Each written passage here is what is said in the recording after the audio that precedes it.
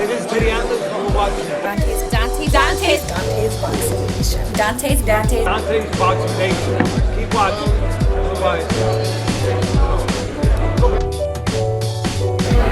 We got a whole lot of stuff to talk about, man.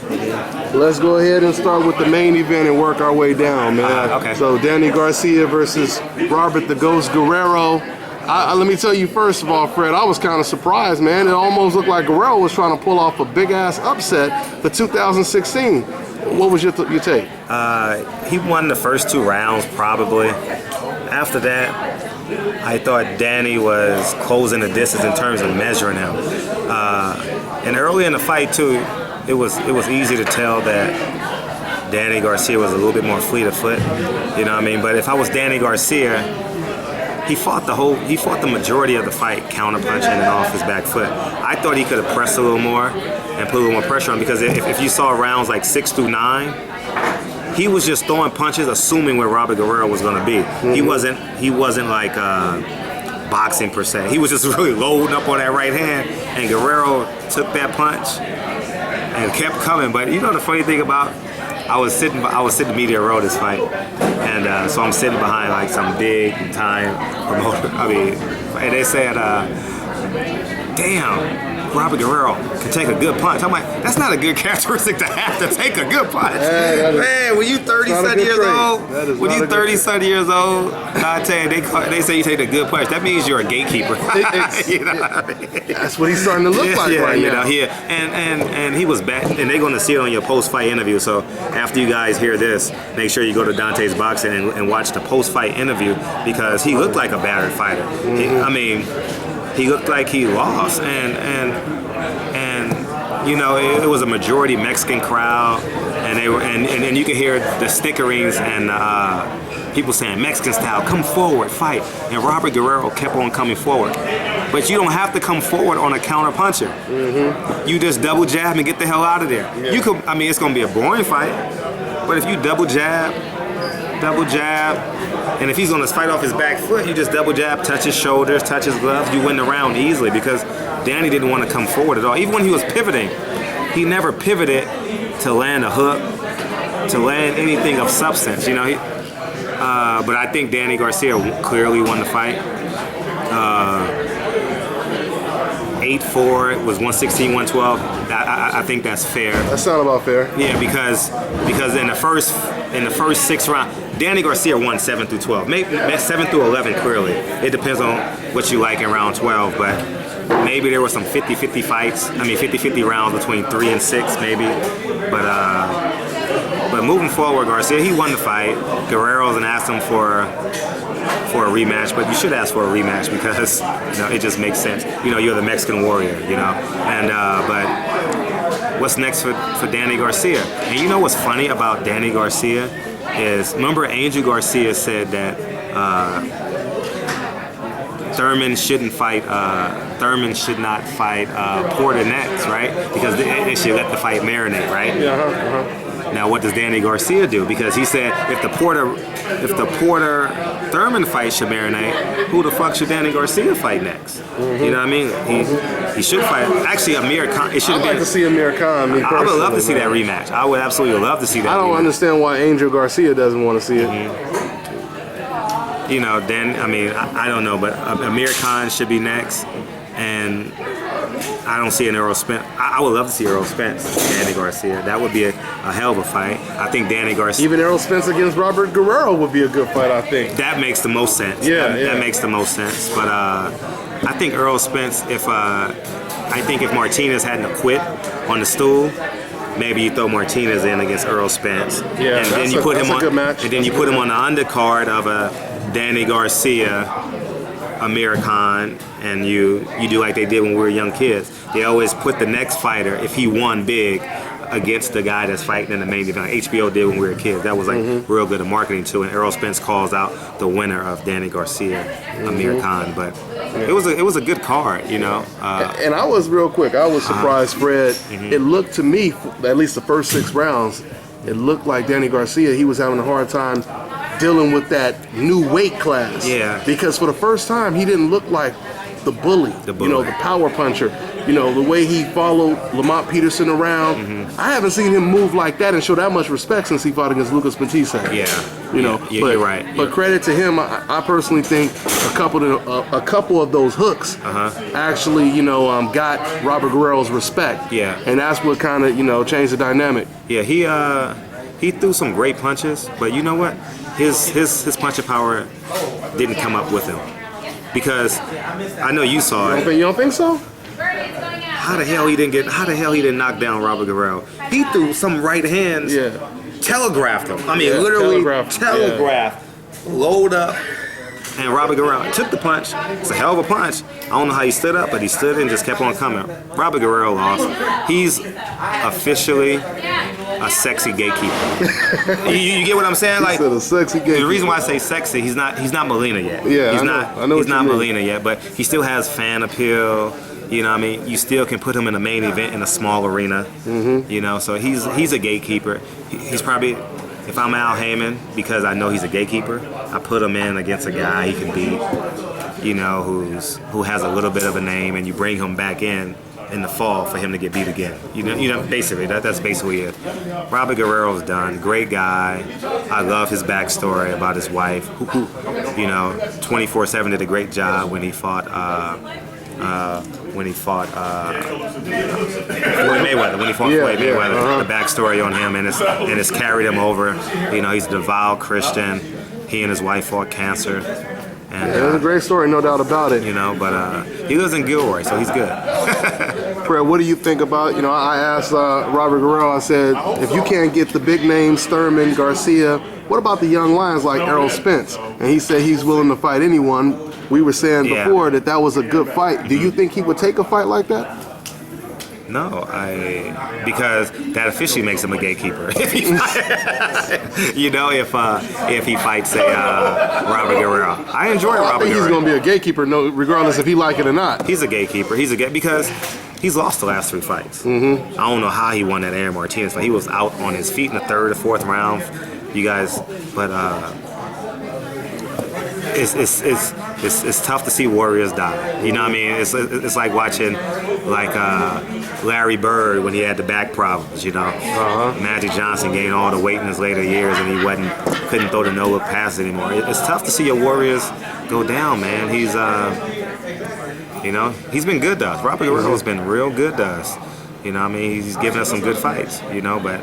I believe he's lost 2 of the last 3 on record, but he lost Aaron Martinez at the Step Up Center. So, but we'll see. And what about the undercard, man? What about the undercard, man? You had Amir Mansour, who I picked Amir Mansour to win this fight, man. He was looking real good. His I talked to his trainer afterwards. They said that he had blood. You know. In the second round, they said. They said the second round? They said in the second round he was swallowing blood. Yeah, he was swallowing blood and he couldn't breathe. He was winning the fight. You know, he was literally winning the fight. I came to the fight early today to see the undercard. I wanted to see Amir Mansour fight because, you know, who's not enamored with the true David versus Goliath fight? You know, especially when there's talent involved, you know. And I was rooting for Mansour. I thought Brazil would win just because bigger, longer, so I thought he would win, but damn, it's the worst thing when you know you're winning on the cards and you can't continue. You know, that was a shock too. That was right when it was getting real good, but you seen Amir really slow down. He started winging shots like it was the 12th, like it was the 15th round. He started winging shots. You know, and then I was telling the guy next to me, he was from the UK actually, and what's your game plan to give everything you have in 4 rounds? Like Brazil was there to be hit. You didn't have to give everything. I don't know if he thought he can get him out early. He knocked him down, hit him with a great shot, knocked him down on the top of his head. But Brazil composed himself and won the fight. But you know who Dominic Brazil remind me of? He has a little bit more talent, but Chris Arreola, you know, takes punches. He takes a lot of, I mean, it's a good comparison. Honestly, it's a good comparison. I may upset some people. It's a very good comparison. His size and his natural ability enamored you, right? You get excited about it. But when you take one to give one consistently, you know, he's from LA. I've He's never not been, the quickest. He doesn't have the greatest defense. He don't have the greatest defense, and typically big fighters don't have great defense because they get the tail end of the power anyway because they're taller. So you get the tail end of a puncher's fighter, but still, you know, you got to have some form of defense. You know, and if you don't have defense, get a great jab. You know, and Dominic Brazil, I don't know who he is or what he is. He's definitely not, in my eyes, he's not a top 5 heavyweight. No way is he a top 5 heavyweight, you know? And, Thank you. yeah, I don't know what's next for him. I don't know. Charles Martin? I don't know who's next for him. I don't know who's next for Brazil. Thank you, brother. Yeah. Who do you see next for Brazil? For Brazil, Who can he I fight? know he wants Charles Martin. You know, I know he wants to fight one of them guys, and Charles Martin is calling out Deontay Wilder. I think they're going to keep Brazil in the mix, man. I think they're going to keep him in the mix. He may get another heavyweight contender. I mean, I know a lot of heavyweights, they looking at this stuff. People like Joseph Parker, Andy Ruiz. Licking their chops. Yeah, they licking their chops. That's the proper way to put it. Even after the Deontay Wilder fight, you know, you heard Povetkin, you know, talk, and they were pretty much saying it was like easy work. Joseph Parker was talking. So the heavyweight division is heating up. But anyway, what about your boy Floyd Mayweather, man, showing up, you know, out of nowhere? That was pretty interesting. Yeah. Okay, go ahead. We gonna shut it down again? They're shutting it down. We gonna work to 2 a.m. To let you guys know, we stay all the way to the end. My man is taking everything down while we still running the show. Yeah. Look, they about to take down the pretty background and everything. We're gonna be over here with nothing. We still got the staple sign up there though. That's all good. Yep. So anyway. Yeah, Floyd man. Mayweather. All right, Did you catch up with Floyd? Yeah, I did. Yeah, but You out? Yeah. All right. Catch up with you, man. it was an honor. You know, it was an honor for. And I'll tell you how it went down. Thursday, 12 o'clock, I get a call from Sam Watson, and Sam says Floyd's in. I says great. You know, I'm flabbergasted. I'm like, he said Floyd's in 100% on the project. For the project that you put together, let them know. Yeah, documentary. Documentary. Yeah, in your corner. It'll be on TV real soon. We have something special coming out. Screening. Yeah. Hey, like your boy, man. Yeah. I thought those handles like, why don't you at the Watsons thing? I know you cool with them. I'm doing that too. Yeah. So it wasn't personal. It was just, you know, you got one man doing 10 men job. You know, but you know. Sam says 12 o'clock. Let me finish my damn story. That's how you This do is it, Kendrick. friend. That's how you do it. Man, these Texas boys, man. Jesus Christ. Y'all from West Coast. Yeah, man. These Southwest guys, man. You know, he's my dude, man. He's my dude. Man. But Are you still rolling? yeah, Still rolling. You know the camera don't never stop. Come on, man. And so, anyways, 12 o'clock, I get a call from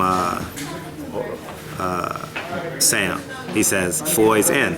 I'm in the car because I'm driving to the editor's house to Long Beach, your hometown. You know what I mean? And all right, Gabe. All right, yeah. All right, Fernando. Huh? It's okay. And so I'm all in. I'm super duper excited. So now Sam calls me back again. Floyd's on the other line, and he says, "You know what? I'm supporting this project. I'm supporting this project. Not only because we were just asking for someone from TMT to show up who lives in LA, whoever that is. He said he was gonna send maybe Bad Medina or something like that. And so, anyways, he says, you know what? I'm in Miami. I'll be there. He told us this at 4 o'clock, somewhere around 4 o'clock. His plane landed at 12:11. You know what I mean? Which was fucking. I got a text. We just landed. I'm like, that was pretty dope. You know got a text and we just from landed. Floyd's handlers. We because now I'm in touch with them to make sure that Floyd can make the screening.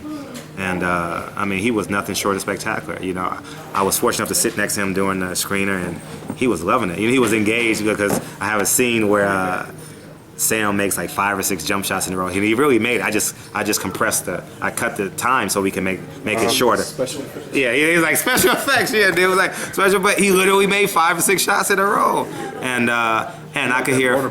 Yeah, you're right, and he was like, and there was a point in the movie where someone dies, and you could hear him saying, "Damn," like you could see him like going through a range of emotions, and we have a future meeting set up, and it's gonna do well, man, and expected to be on TV real soon. I would say within the next 6 months. Like I said, Floyd actually enjoyed watching. Man, Floyd was engaged, right? literally engaged. Neil was there, man. He was actually engaged, man. Behind it, you shouldn't have a problem getting it on Showtime. Yeah. It's his network. Yeah. So, congrats, man. Yeah, thank you, Neil. And but you know what the funny thing is that when you wholeheartedly believe in something, it just works for you. You know what I mean? And like Sam said, be a good person. You know, I don't really know Floyd as well as Sam, but he trusted Sam. He's like, hey, I got this guy. He's a good guy. I've known him for some years. He's a good guy. You just need to go trust my word. And he did. And Floyd said he's gonna support me. He's gonna support Courtney. And I'm like, Floyd Mayweather gonna support me? And I'm absolutely just flabbergasted. He is the most successful man fiscally in sports and entertainment history.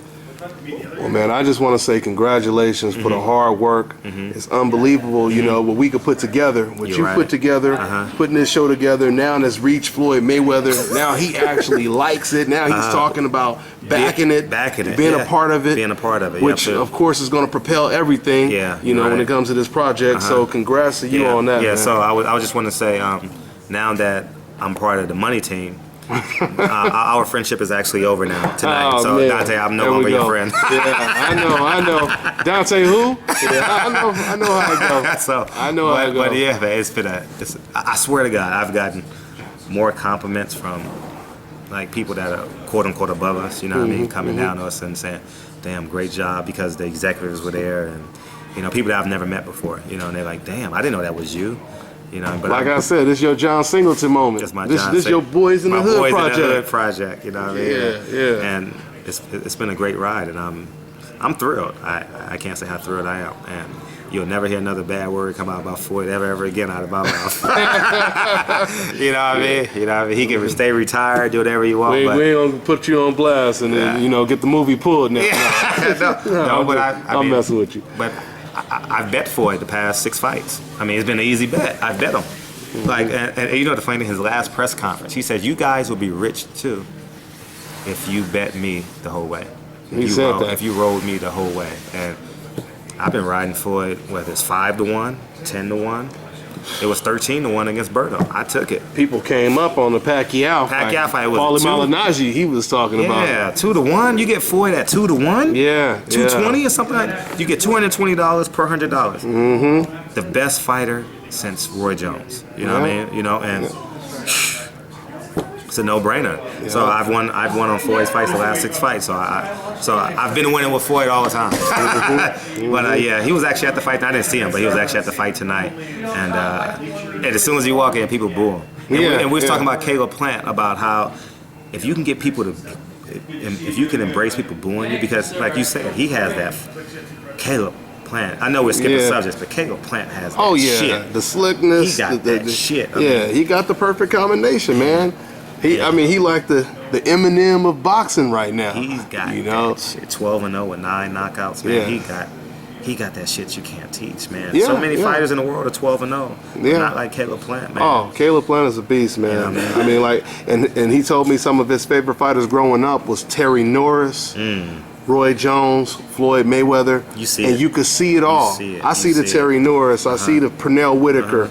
I see all of that, and he has a good defense, of course. Yeah. And then he has power on top of that.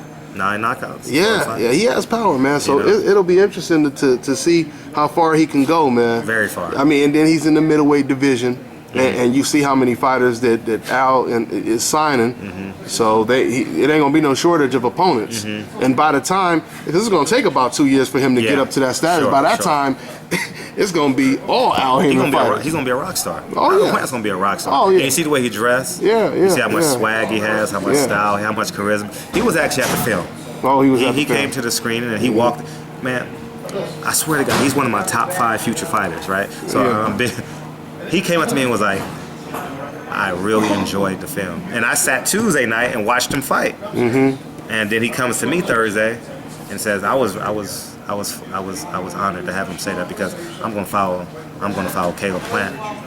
Probably to the moon. Likewise. I told him, I said, man, we pulling for you, man, because you got the type of style that fans are gonna like when it comes to when it comes to the Floyd Mayweathers and stuff like that. And let's be honest, he got the complexion for the protection. Oh, he got the complexion for the protection. Yeah, with the style. With the style. So it's a cool combination, man. And then let's talk about how people say black fighters are slick fighters. No, if you learn defense while you're learning offense, you're gonna be a hell of a fighter. Of course. You know what I mean? You can't win without throwing punches, obviously. Yeah. But you can't win if you're getting hit more than you're landing too. Or what some people try to say is that they're defensive fighters, which that makes no sense, like you're saying, because you can't land more punches than your opponent if you're a defensive fighter. A defensive fighter would be Willie Pep, who they said actually won a round with throwing no punches. That's what you call a defensive fighter. So and then of course that's a wild stereotype because you got Mike Tyson's, the Joe Frazier's, all Aaron Pryor's. You have all different type of styles. So you can't stereotype one single style. Yeah, but we've had a full day. We got our day started. We had press conferences for the Sean Porter Keith Thurman fight. We should talk about that. We'll talk about what? Sean Porter Keith Thurman. Yeah. We had the Kiko Martinez Santa Cruz press conference. We got Shane Mosley. We walked over and blessed the family from Chicago who flew in for the fight. You and I both gave them tickets to the fight. That was a real humbling experience. His dad came to the fight battling cancer. That was great stuff. That was great stuff, man. And then we got to watch this fight. It's just been a full Saturday, man. And at the end of the day, what's humbling is that when your supporters support you, but when you can support your supporters, it's even way more Give them the love back. It was an honor, man, and that was a real cool moment for me. I'm getting goosebumps right now, I swear to God. And that was a real cool moment to say that he supports you, and his dad is fighting cancer. His dad came to the fight tonight with cancer, and that was just amazing to me for you to be able to bless him and pass on the email to me, and that was really, really cool. And I want him to continue to bless his fight. And hopefully one day we find a cure for that terrible disease, man. Cancer affects everyone in the world, man, and it's real cool, man. But it was real cool, and it was just cool to document the whole thing. Yeah, we did. Oh yeah. So you gonna post that all the way? I filmed all the way from us leaving the press conference, right? The round table, coming over here to Staples Center to start to cover this fight. So it was a good time, man. We put in a lot of work, but you left me hanging, telling me at the last minute after I bought my tickets already about the screening, because I had bought my tickets to come out here fly out here for Friday, but it's all good. I wish I would have. Yeah. And we got Sean Porter, Keith Thurman. Damn, why is that fight in the middle of nowhere? Damn, I wish that fight was at Connecticut. Connecticut. They got us flying to Connecticut now. Yeah, man. Oh man, I'm supposed to. I want to go to that fight. And I hate planes. But I love Sean Porter. I love Keith Thurman. But right now, I got Keith Thurman winning that fight just because of his ability to land more crisp punching. You know what I mean? But the flip side of that is Timothy Bradley's only lost one time in his life. You mean Sean Porter? No, I'm getting to Sean Porter. Okay. To Timothy Bradley. Sean Porter has a similar heart to Timothy Bradley. You don't bet against him, not unless they fighting a great fighter. And he didn't lose to her. I wouldn't call Kell Brooks a great fighter. Kell Brooks is a very good fighter, but Kell Brooks had a game plan that worked. I'm going to stay behind the jab. You're littler than me. it's going to be a boring, ugly fight. And when you decide to come in and bulldog me, I'm going to hold you.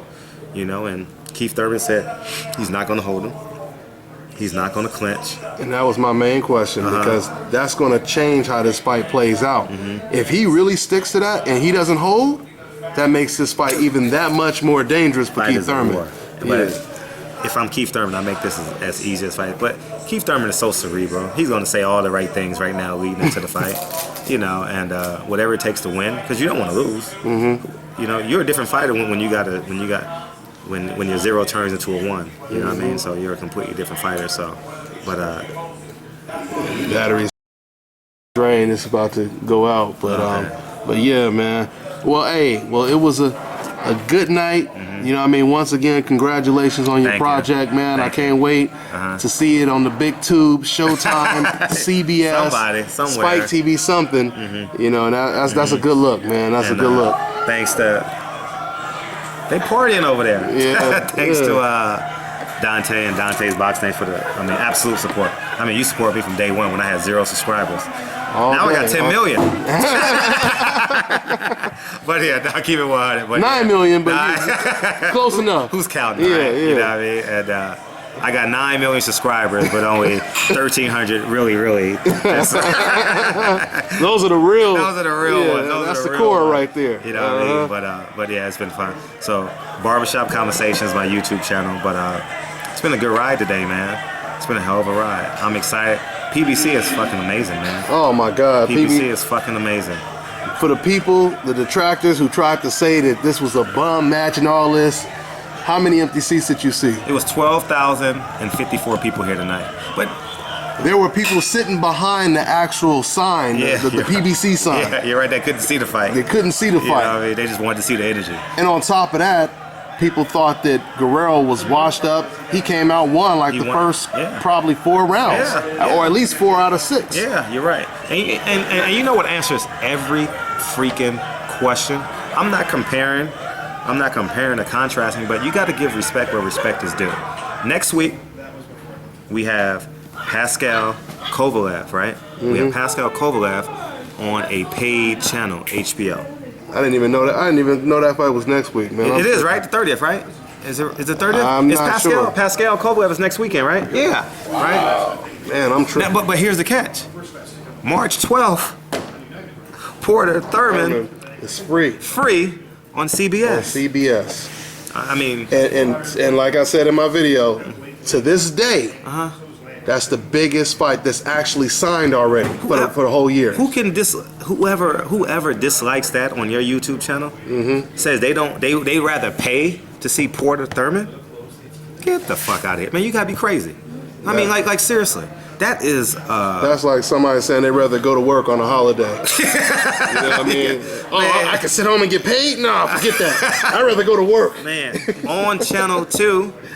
On channel 2, so that means if you still have rabbit ears, you get the fight. You know, if you were, if you're a baby boomer, if you're a baby, I'm being 100. If you're a baby boomer and you love boxing and you're on a fixed income, let's keep it. I mean, we have a great percentage of our family who are on fixed incomes, Dante.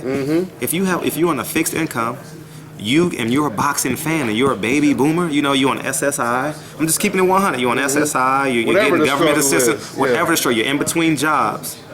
You get to take a relief from all your pain, all your stress, and for 2 hours, you can watch Porter Thurman for free. Thurman is borderline a pay-per-view fighter. You know what I mean? Sean Porter is a borderline pay-per-view fighter. And you're getting these guys for free. You can't, I mean, like I said, as we see the progression, it's getting very, very difficult for them to complain. Because everything they ask for, they actually end up getting. So we know what time it is, man, but we gonna keep hustling just like Al Heyman and Sam Watson keep hustling and meet him at the top, baby. Yeah, you're right. So, you're right. So, but it's been a good ride. I appreciate the support, Dante, and we're gonna keep on doing this. This is Bobby, and you're watching Dante's Boxing Nation.